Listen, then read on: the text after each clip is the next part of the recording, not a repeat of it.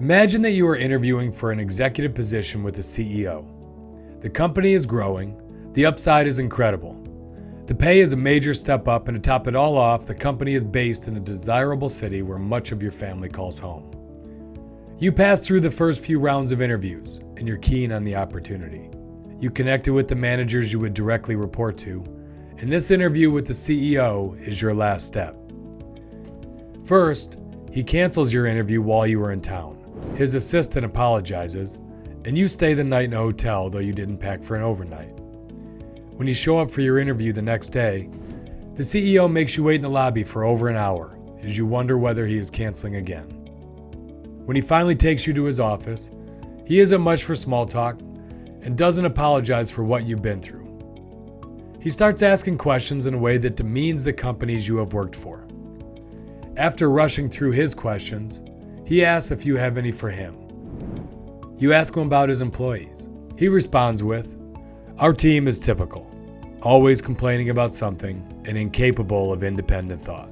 You ask him about how the organization uses feedback from customers. He blurts, "Customers are the worst place to give feedback. They don't know what they want, especially our customers. Half of them are on the verge of bankruptcy, so their feedback is worthless." Then he spends 10 minutes telling you about how incompetent some of his executives are, including the one you'll be reporting to. So, let's summarize.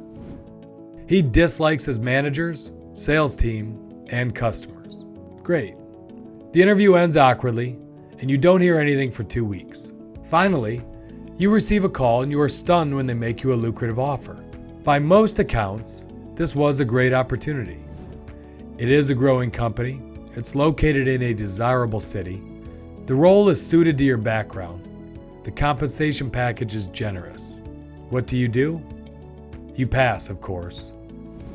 Culture starts with the management team, and working for that company will be working for that CEO. Life is just too short to work for a jerk. To understand the best way to treat a candidate, put yourself in their shoes. The traditional focus of an interview is one-sided. Managers assume that a candidate willing to dress up for an interview needs the company more than the company needs them.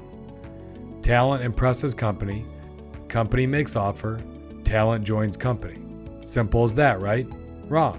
This way of thinking is loaded with corporate hubris. If you want to land great talent, you need to approach each interview as if you are being evaluated just as much as you are evaluating the candidate. Change your mindset. The candidate satisfies the company's needs, and in turn, the company satisfies the candidate's needs. Then you have a match. Top talent needs to be impressed with your interview process, and they need to be impressed with you as the manager. This leads us to a question that few managers stop to think about. What kind of interviewer do you want to be? Candidates want to know 2 things as they evaluate you as their future boss. Do I like this person? And will they push me to be better? This combination can be seen in how you portray yourself as an interviewer. Are you likable and challenging? Portraying both traits will determine how much talent you can convince to join your company. Let's start with the CEO I just mentioned. He was demanding, asked tough questions, and seemed to have a high bar for performance. But he was irritable, ego-driven, and incapable of connecting on a personal level. His willingness to trash his executives in front of a relative stranger was evidence of his lack of emotional intelligence.